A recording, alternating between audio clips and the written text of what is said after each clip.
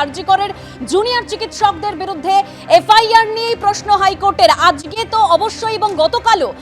অভিযোগকারী রোগী নন, থানায় গেলেন আর মামলা শুরু করে দিলেন, প্রশ্ন করেছিল হাইকোর্ট।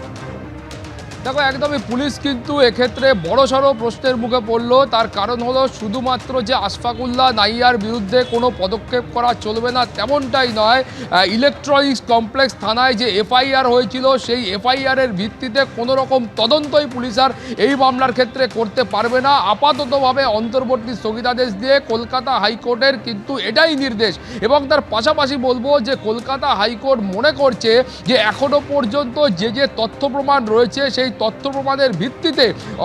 ডক্টর আশফাকুল্লাহ নাইয়া তিনি একেবারে অপরাধমূলক বিশ্বাস ভঙ্গ করেছেন, সেই ধরনের কোনো তথ্য প্রমাণ কিন্তু কলকাতা হাইকোর্টের কাছে রাজ্যের তরফ থেকে বা পুলিশের তরফ থেকে পেশ করা সম্ভব হয়নি। ফলত মাননীয় বিচারপতি তীর্থঙ্কর ঘোষ তিনি মনে করছেন যে এক্ষেত্রে মূল এফআইআরে যে অভিযোগ আনা হয়েছে যে ডক্টর নাইয়া তিনি অপরাধমূলক বিশ্বাস ভঙ্গ করেছেন, তার সপক্ষে কোনো ধরনের প্রমাণ পেশ করা পুলিশের পক্ষে সম্ভব হয়নি। এখানেই মাননীয় বিচারপতি তীর্থঙ্কর ঘোষের পর্যবেক্ষণ হচ্ছে যে মাত্র এক পাতার একটা অভিযোগ, সেই অভিযোগের ভিত্তিতে সঙ্গে সঙ্গে এফআইআর এবং তার ভিত্তিতে সঙ্গে সঙ্গে ইনভেস্টিগেশন, এই গোটা প্রক্রিয়াটা নিয়ে গতকাল থেকেই বিচারপতি তীর্থঙ্কর ঘোষ তিনি কিন্তু ক্ষোভ প্রকাশ করেছিলেন। এবং যেখানে বলা হচ্ছে যে প্রথমে যখন অভিযোগকারী যিনি অভিযোগ জানাতে থানায় আসছেন তিনি এক পাতার মাত্র একটা অভিযোগ নিয়ে আসছেন, তার সঙ্গে কোনো রকম তথ্য প্রমাণ কিছু নেই। এবং তারপরে এই অভিযোগপত্র পেশ করার পরে তার বেশ কিছু সময় পরে তিনি একটি সোশ্যাল মিডিয়া থেকে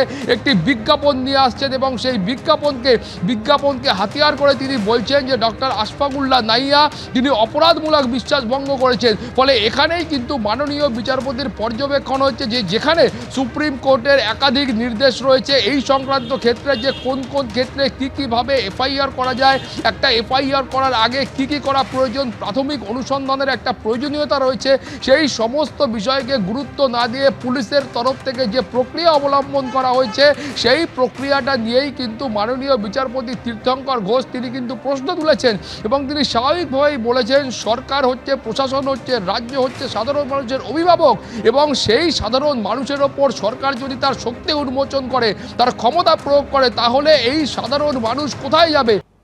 দেখুন, এরকম যদি পুলিশ অ্যাক্টিভিটি এরকম করতে থাকে এরকম ভুলভালভাবে, যেটা বিচারপতি তিনি অবজারভেশনে বললেন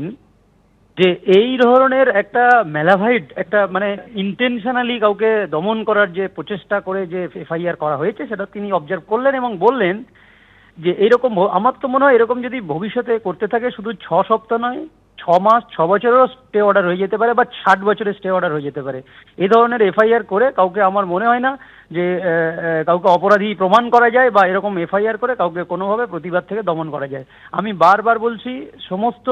বাংলা ভারতবর্ষ সব জায়গায় যারা যুব সমাজ অন্তত যারা বুদ্ধি সম্পন্ন আছে, যাদের ভাবনা চিন্তার জায়গা আছে, তাদেরকে একটা মানে কি বলবো যে ইন্টেলিজেন্সকে ভয় দেখানোর যে জায়গা, তাহলে ইন্টেলেকচুয়ালিটিকে ভয় দেখানোর যে জায়গা, সেই জায়গা থেকে তাদের ভয় পাওয়ার কোনো জায়গা নেই। যেখানে যেরকম ধরনের অন্যায় হবে সেই অন্যায়ের বিরুদ্ধে আমাদেরকে আওয়াজ তুলতে হবে, না হলে আমার মনে হয় সামাজিক দিক দিয়ে আমরা অনেক পিছিয়ে যাব।